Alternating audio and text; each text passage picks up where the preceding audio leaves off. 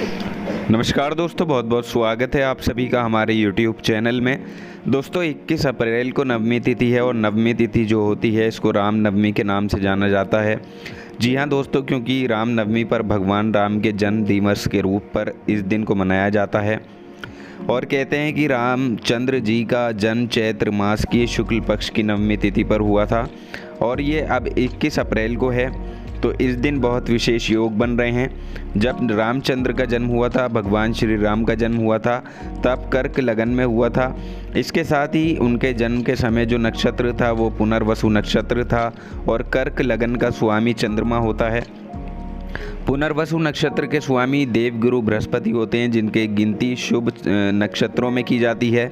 तो ये जो दिन होता है ये बड़ा ही पावन दिन होता है, बहुत महत्वपूर्ण दिन होता है। इसलिए आज हम तुला राशि के जातकों को बताने वाले हैं कि इस दिन ऐसे बहुत से उपाय किए जाते हैं जो आपके जीवन में सुख समृद्धि लेकर आ सकते हैं, आपके जीवन में हर दुख को दूर करने वाले होते हैं। तो चलिए आगे इस वीडियो में हम विस्तार से जानेंगे। तो आप लोगों से निवेदन है, अगर आप चैनल पर नए हो तो चैनल को सब्सक्राइब जरूर कर लें और पास में जो बेल आइकन है उसको भी दबा दें ताकि आपको प्रत्येक वीडियो की नोटिफिकेशन समय पर प्राप्त होती रहे। तुला राशि के सभी जातक जानते हैं आपका जीवन शनिदेव की कृपा से ही चलता है, तो सच्चे मन से कमेंट सेक्शन में जय शनिदेव और जय माता दी लिखना ना भूलें। साथ ही आप इस वीडियो को एक लाइक ज़रूर कर दीजिएगा। दोस्तों हम यहाँ पर बात कर रहे हैं 21 अप्रैल 2021 को होने वाली रामनवमी के बारे में। यदि आप भी तुला राशि के जातक हैं तो आप लोगों को इस दिन कुछ विशेष उपाय करने चाहिए, क्योंकि ये दिन बहुत ही ज़्यादा खास होता है। इस दिन किए गए उपाय बहुत शक्तिशाली सिद्ध होते हैं। तो चलिए अब जानते हैं कि इस दिन का महत्व किस तरह से है और क्या आप इस दिन काम करना आपको चाहिए जिससे आप अपने जीवन में अच्छा मुनाफा और अच्छा परिवर्तन देख सकते हैं और भगवान श्री राम की कृपा प्राप्त कर सकते हैं। तो देखिए, सबसे पहले आपको बता दें कि इस दिन भगवान राम की पूजा अर्चना की जाती है, व्रत रखा जाता है, सच्चे मन से उनकी आराधना की जाती है। इस दिन पूजा अर्चना करने से आने वाली परेशानियों से मुक्ति मिलती है, भगवान राम की कृपा प्राप्त होती है। अब देखिए, जहां भगवान राम की कृपा प्राप्त होती है वहां हनुमान यानी बजरंग बली की कृपा तो प्राप्त होती ही है। इसलिए अब नवमी तिथि जो ये प्रारंभ होगी ये 21 अप्रैल रात्रि 12:43 से होगी और इसका समापन होगा 22 अप्रैल रात्रि 12:35 तक। और इस दिन जो पूजा का शुभ मुहूर्त होगा वो 11:02 से दोपहर 1:30 तक रहेगा, यानी पूजा की कुल अवधि 2 घंटे 36 मिनट तक रहेगी। तो चलिए अब जानते हैं कि इस दिन आखिर आप क्या कर सकते हैं, किस तरह से आपको अपने जीवन में पूरे वर्ष भर खुशियां प्राप्त हो सकती हैं, किस तरह से आप मालामाल हो सकते हैं, अपने हर दुख को दूर कर सकते हैं, वो कौन से कार्य हैं। तो देखिए, आपको बता दें कि रामनवमी का दिन इतिहास और विज्ञान के नज़रिए से देखें तो 2 महाकाव्य है, रामायण और महाभारत, और भगवान श्री राम और भगवान श्री कृष्ण इन 2 महाकाव्य के महानायक हैं। इसके अलावा देखिए, कहा जाता है कि इस दिन गोस्वामी तुलसीदास जी ने श्री रामचरितमानस की रचना इस रामनवमी के दिन ही शुरू की थी। इसी दिन से उन्होंने इसको लिखना शुरू किया था। अब देखिए, इस दिन आप किस तरह से पूजा पाठ कर सकते हैं। तो देखिए, इस दिन प्रातः काल स्नान करें, स्वच्छ वस्त्र धारण करें, पूजा स्थान को स्वच्छ कर लें और उसके बाद आप पूजा आरंभ करें। साथ ही अपने हाथ में थोड़े से अक्षत और व्रत का संकल्प लें, भगवान राम का पूजन करें और पूजन में गंगा जल, पुष्प और 5 प्रकार के फल अवश्य लें। अगर आप चाहें तो थोड़ी मिठाई भी ले सकते हैं। इसके अलावा रोली, चंदन, धूप, ये सभी चीज़ें लेकर सदुपचार से पूजा करें। साथ ही तुलसी का पत्ता और एक कमल का फूल अगर आप लें तो और भी उत्तम है। इसके बाद देखिए, अगर आप रामचरितमानस, रामायण, राम रक्षा स्तोत्र का पाठ कर सकते हैं, जो कि बहुत ही शुभ माना गया है, बहुत ही उत्तम माना गया है। इसके अलावा देखिए, रामनवमी के दिन चंदन का तिलक लगाया जाता है, हालांकि कुमकुम का भी आप लगा सकते हैं। और इस दिन पूजा को आप करते हैं तो देखिए, पूजा करने के बाद जो घर की सबसे छोटी महिला है वो सभी लोगों के माथे पर तिलक लगाए, क्योंकि ऐसा करना शुभ माना जाता है। और एक चीज़ और याद रखना है कि हमेशा आप पूरे परिवार के साथ बैठकर आरती करें और आरती करने के बाद पवित्र जल जो होता है उसको सभी लोगों के ऊपर छिड़कें। क्योंकि ये जल से आपकी जो निगेटिविटी है वो दूर हो जाती है। आपके ऊपर भगवान श्री राम का प्रभाव होता है और साथ ही बजरंगबली श्री हनुमान का प्रभाव होता है, क्योंकि जहाँ राम है वहाँ हनुमान है और जहाँ हनुमान है वहाँ श्री राम है।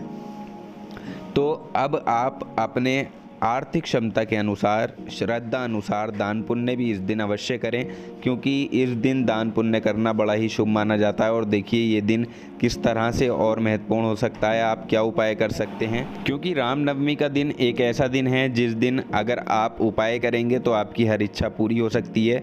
तो चलिए अब ऐसे कुछ उपाय के बारे में हम आपको बताने वाले हैं, तो आप इन उपाय को ज़रूर करें, इनका प्रभाव आपको अवश्य मिलेगा। अगर आपकी कोई मनोकामना पूरी नहीं हो रही है तो तब आप राम जी की कृपा से अपनी कामना पूरी कर सकते हैं, अपने कार्य को सफल कर सकते हैं, लेकिन इसके लिए आप सिंदूर का उपाय करें। अब देखिए रामनवमी का दिन है, तो इस दिन आप माता सीता और श्री हनुमान जी से जुड़ा ये उपाय है जो आपको आपकी कामना को पूरा कर सकता है। तो इस दिन आप क्या करें, तो देखिए आप इस दिन सिंदूर लगे हनुमान जी की मूर्ति के हाथ का सिंदूर पान के पत्ते पर लेकर श्री माता जी के चरणों में लगाएं। यानी जो राम जी की मूर्ति होती है, मंदिर में हनुमान जी की जो मूर्ति होती है, तो उनके हाथ से आप सिंदूर लें और उस सिंदूर को माँ सीता के चरणों में आप लगा दें। ये आपके लिए एक छोटा सा उपाय है, लेकिन ये बड़े कमाल का उपाय है। साथ ही वहीं बैठकर आप हनुमान चालीसा का पाठ करें। इसको करते ही आप देखेंगे कि आप जिस कामना को लेकर इस उपाय को कर रहे हैं वो आपकी तुरंत पूरी हो जाएगी, क्योंकि रामनवमी ऐसा दिन है, राम जी के जो भक्त हैं वो हनुमान जी हैं और उनसे बड़ा कोई भक्त नहीं है, इसलिए उनके उपाय करना इस समय में बहुत अच्छा आपके लिए रहेगा। और देखिए इसलिए उनके उपाय करना इस दिन बहुत ही ज़्यादा सर्वश्रेष्ठ माने जाते हैं, सर्वसिद्ध फल देने वाले माने जाते हैं। अब इसके अलावा देखिए एक और उपाय है, वो भी हम आपको बता देते हैं। तो ये भी सिर्फ आपको अपनी मनोकामना को पूरी करने का उपाय है। देखिए सिंदूर लगाने से पहले आप ये उपाय भी कर सकते हैं कि फूलों की एक माला माँ सीता को आप अपने हाथ से पहनाएं। अब ये चाहे गेंदे के फूल की माला हो या किसी भी फूल की माला हो, आप पहना सकते हैं। इसके बाद माता सीता के चरणों में सिंदूर जब आप लगाएंगे तो उसके बाद आप एक सांस में 3 बार अपनी मनोकामना माता सीता से पूर्ण करने के लिए कह दें, और ये आपको सीधा लेटकर प्रणाम करके बोलनी है। और जब आप इस उपाय को करेंगे तो देखिए उस समय आपको पूरी तरह से शांत रहकर, मौन रहकर ही करना होगा, क्योंकि ये रामनवमी के दिन किया गया एक बड़ा ही शुद्ध उपाय है। इस कार्य को करने से आपकी इच्छा ज़रूर पूरी होगी, तो आप इसको ज़रूर करें, आपको 100% लाभ होगा। और आपको जो उपाय बताए गए हैं आप इन उपाय को कर सकते हैं। आपके जीवन में जो परेशानियां चल रही हैं, समस्याएं चल रही हैं, अगर आपकी नौकरी नहीं लग पा रही है या आपके जीवन में किसी और प्रकार की कोई समस्या आ रही है, तो वो समस्या दूर हो जाएगी। देखिए कभी कभी क्या होता है कि इंसान के पास नौकरी भी होती है, पैसा भी होता है, सब कुछ होता है, लेकिन सुकून जो होता है वो नहीं होता। तो आप इन उपाय को जो भी अपनी इच्छा पूरी करना चाहते हैं वो कर सकते हैं। बस आपको सच्चे मन की ज़रूरत होती है। आप कोई भी उपाय करें उसे पूरी श्रद्धा और विश्वास के साथ ही करें, तब जाकर उसमें आपको कामयाबी ज़रूर मिलेगी। और कोई भी उपाय अगर आप करेंगे तो उसे सच्चे मन से करेंगे तो जल्दी ही आपको उसका फल प्राप्त होगा।